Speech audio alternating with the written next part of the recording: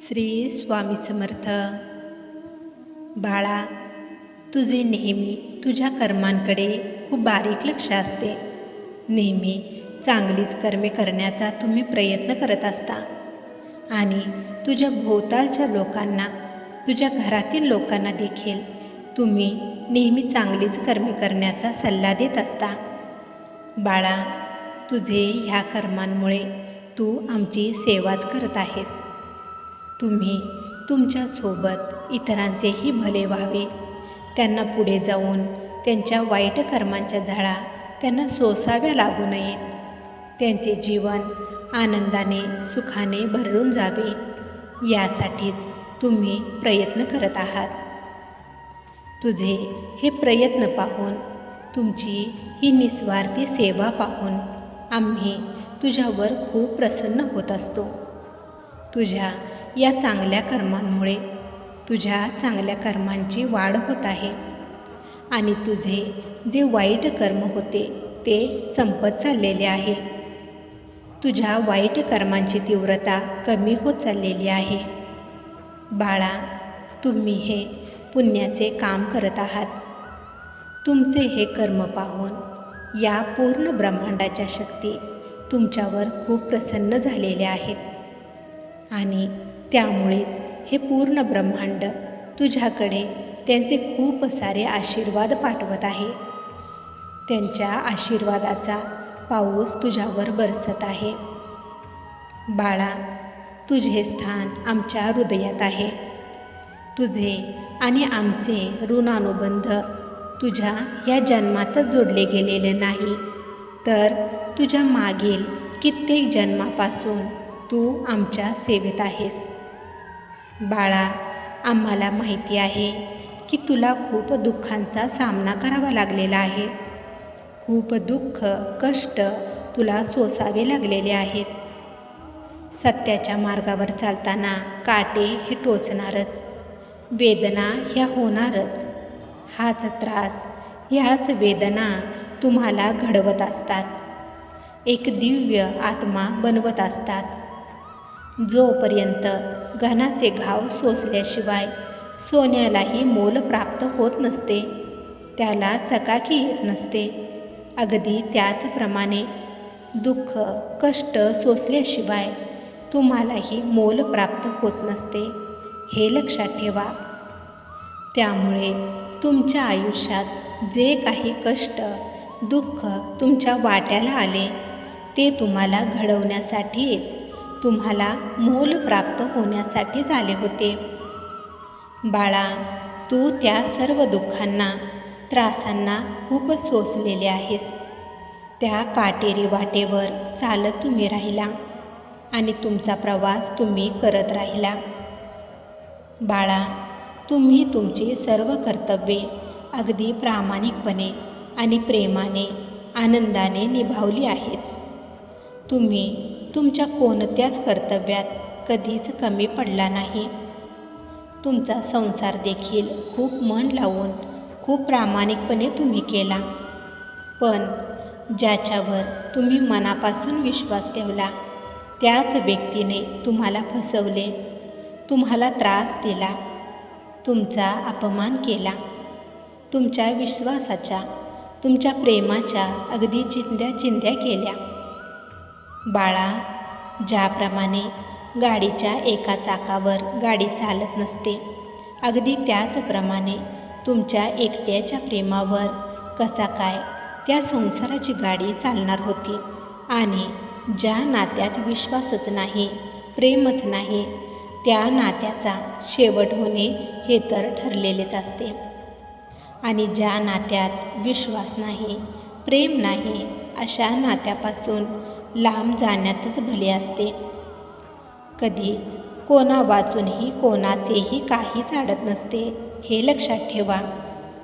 तुम्ही जन्माला येताना एकटे जन्माला आलेला आहात आणि जातानाही तुम्हाला एकट्यालाच जावे लागणार आहे. जेव्हा जन्माला येताना तुम्हाला कोणाची गरज लागली नाही, कोणाची साथ लागली नाही, मग आता या जीवनाच्या प्रवासात कशाला एखाद्याच्या साथीची जबरदस्तीने मागणी केली पाहिजे. प्रेम, विश्वास हे मागून मिळत नसते, तर ते समोरच्याच्या मनात असावे लागते. प्रेम ही भीक मागून घेण्याची भावना नाही, तर प्रेम ही खूप सुंदर अशी भावना आहे. ती मनापासून यावी लागते. प्रेमाला कधीच भीकमध्ये घेऊ नका.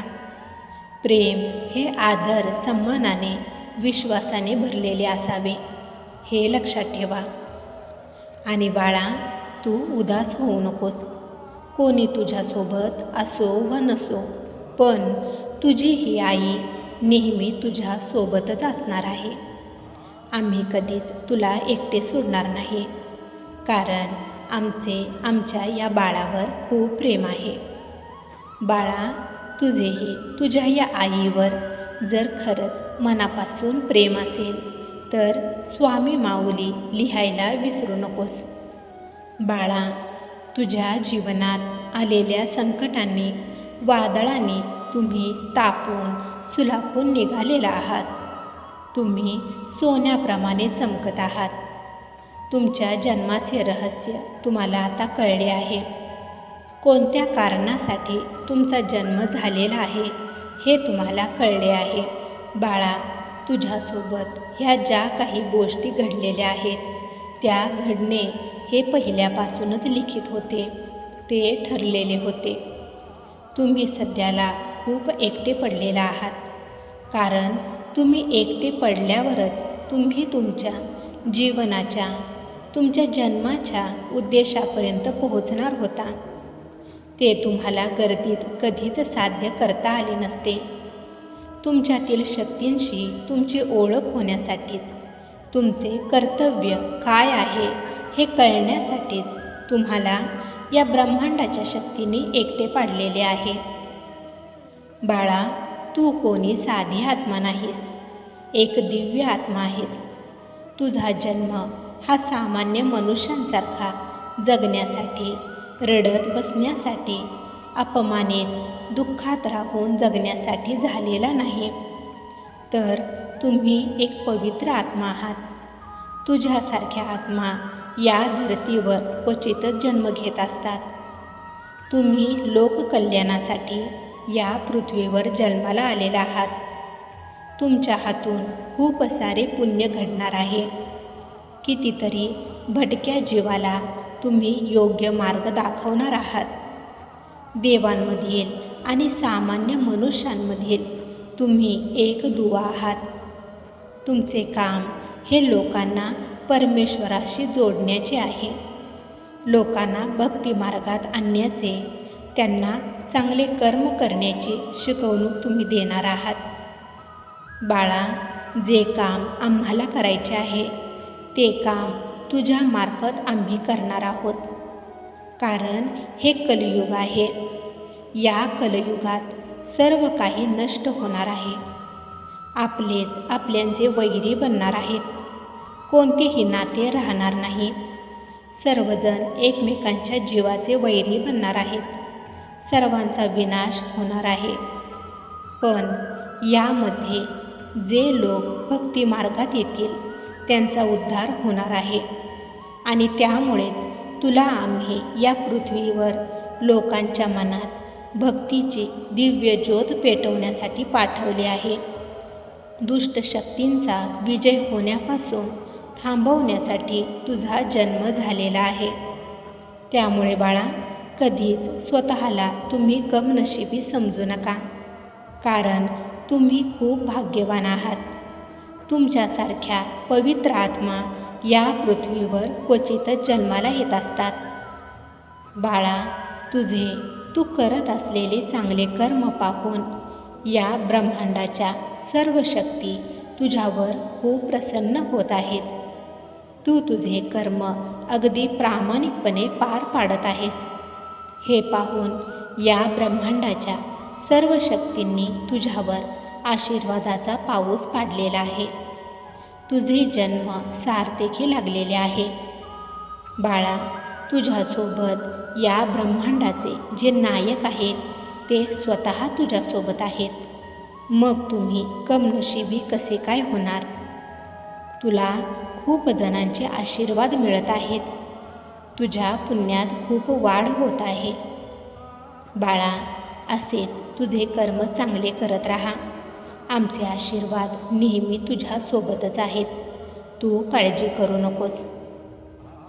बाळा, तुझा आमच्यावर जर खरंच विश्वास असेल तर श्री स्वामी समर्थ लिहायला विसरू नकोस. तुझे कल्याण होईल. स्वामी भक्तांनो, तुम्हाला जर आजचा हा संदेश आवडला असेल तर या संदेशाला लाईक आणि कमेंट करायला विसरू नका. तसेच हा संदेश शेअर करायला देखील विसरू नका. कारण तुमच्या एका शेअरमुळे कोणाच्या तरी आयुष्यात थोडी जरी आनंदाची उमेद निर्माण झाली तर याच्या आशीर्वादाचे फळ तुम्हाला नक्कीच मिळेल. त्यामुळे असेच स्वामींचे संदेश दररोज ऐकण्यासाठी स्वामी कन्या पौर्णिमा या चॅनेलला नक्की सबस्क्राईब करा आणि बेल आयकॉन दाबा. त्यामुळे नवीन व्हिडिओचे नोटिफिकेशन लवकरात लवकर तुमच्यापर्यंत पोहोचेल.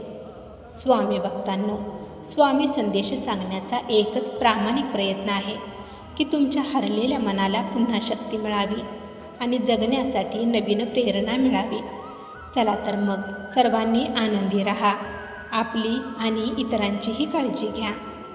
श्री स्वामी समर्थ. जय जय स्वामी समर्थ.